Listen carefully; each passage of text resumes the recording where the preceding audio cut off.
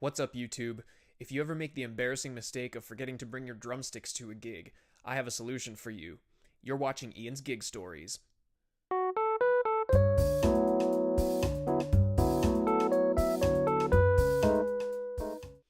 When I was in college, I was playing in a cover band. We mostly played at bars and our gigs were kind of sporadic, but the most memorable gig that I had with this group was over in a little town called Eaton at this place called Taffy's. Now, Taffy's really cracks me up because you could Google them, and on their website, they call themselves the music mecca of the universe. Then you walk in there, and it's just this tiny little cafe with a very, very small stage. The venue actually doesn't even pay their musicians, they just get their manager to come out and act as an overzealous hype man holding a tip jar. On top of that, the gig was about a 40-minute drive from home, so it wasn't shaping up to be anything spectacular.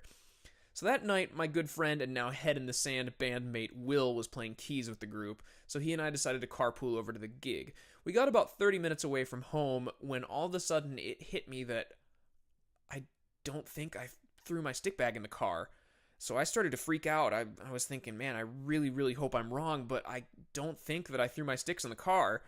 And what saved us that night, at least, was the fact that we were sharing the gig with an a cappella group that had the first set, so we had some time to figure it out. But at the same time, I wasn't about to turn around and go all the way back to get my stick bag for a gig that probably wasn't going to pay me very much.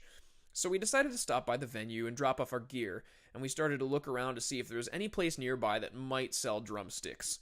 So we searched Google Maps, is there a Guitar Center around here? Inevitably, the closest Guitar Center was actually probably a further drive than it would have been back to my apartment. And so the only remotely plausible option that we found around there was Walmart. Yes, I said Walmart.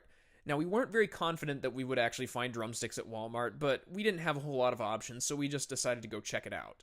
So we walk in there and look around for a little bit. I ask an employee, is there any chance that you sell any kind of drumsticks here? Of course, the answer was no. They are not a music store. And now, fortunately, Will is an engineering major and a very, very resourceful person, and so at that point, he turns to me and says, all right, we are going to make a pair of drumsticks. Yes, we were going to make drumsticks. We went and bought a dowel rod, a cheap hacksaw, and a couple packs of sandpaper. We took our supplies back to the venue outside to this bench and got started working. So first we had to saw the dowel rod in half, which I remember broke the blade off of the stupid cheap hacksaw.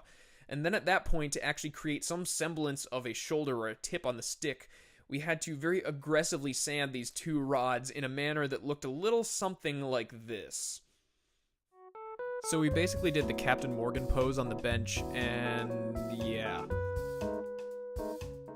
I'm not even exaggerating, that's exactly what it looked like, so I apologize if you were scarred by that image. Anyway, after a lot of aggressive sanding and getting covered in sawdust and getting some weird looks from passersby, we finished our drumsticks before the a cappella group finished their set, so I had something to play with.